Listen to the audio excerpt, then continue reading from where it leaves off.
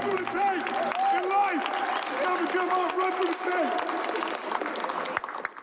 It's a long series. There's a lot of basketball to be played. We got to do a better job from the beginning of the game to the end of the game. Might be ready for their best shot. They're not going to go away, and we know that.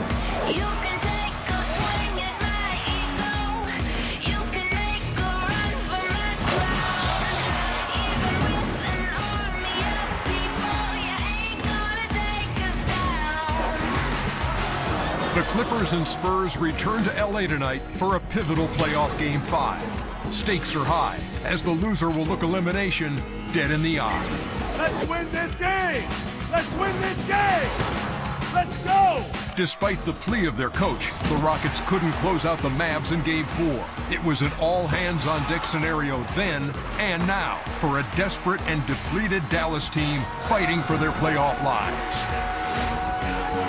Mavs Rockets, Spurs Clippers, next.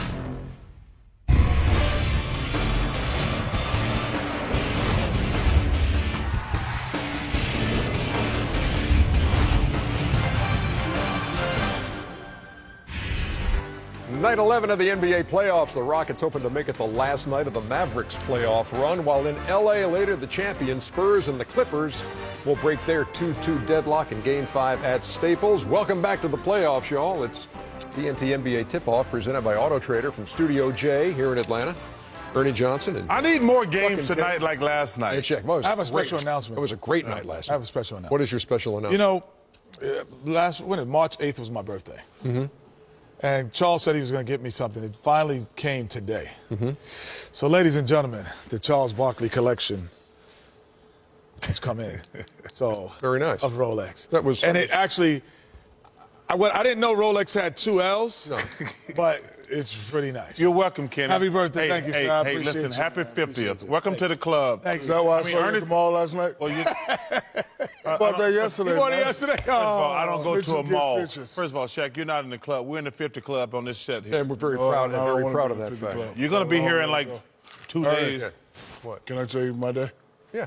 I met Rafael Naguermo, a.k.a. Mariano Rivera, and I apologize to him. You met the greatest closer ever? For not knowing who he was a couple of years ago. No, I knew his face, but I just couldn't pronounce his name. I said, brother, I got to apologize. He's like, for what, my friend? I said, I called you Rafael Naguermo. He's like, who's Naguermo? I was like, that's you. I said, no, I'm not Naguermo. I was like, I apologize. Because- Also met Joe Namath today. Yeah, awesome. You met Joe But- Namath? Yes. Listen, first of all, I love Mariano. Joe Namath, being from Alabama, he's a big deal. Yeah. From Alabama? Yeah, he went to the University of Alabama. He didn't have the grades to go to Auburn. If you're wondering where we're going on this, it was a couple of years ago when Mariano Rivera hurt his knee, and we were all wishing him well on a show, and then it got to Shaq, and he said, I don't know who you are, but get better.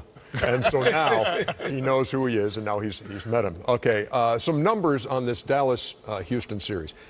Dallas stays alive the other day. 52-38 rebounding advantage in that game. The Rockets gave up 20 second-chance points. Houston had 51 field goals in that game, or the Dallas did, which is the high for the playoffs so far. And Houston went just 7 out of 31 from long range. And, of course, they led the league in threes attempted and threes made, but they were off the mark in Game 4 as they tried to sweep. And Dallas stayed alive, 121 to 109. So, Shaq, what are you seeing in Game 5 tonight as the Rockets are back home?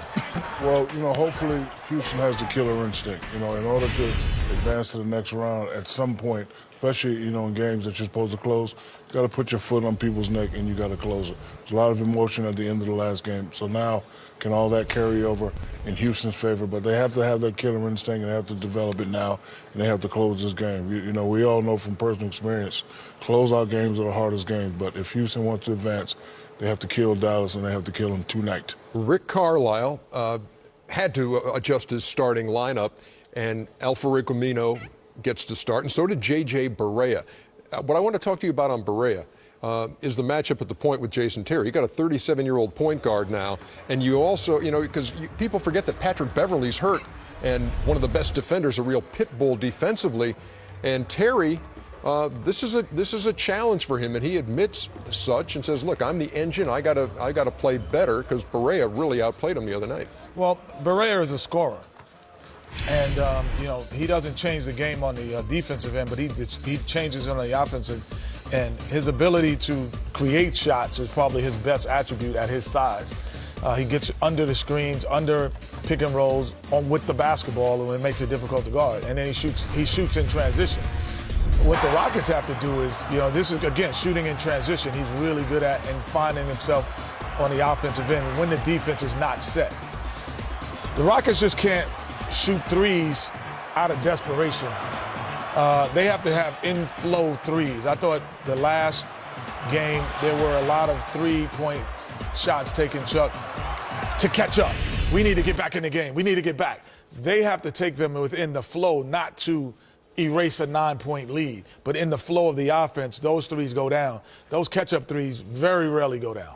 This is what I call a very friendly game. Neither team is great defensively.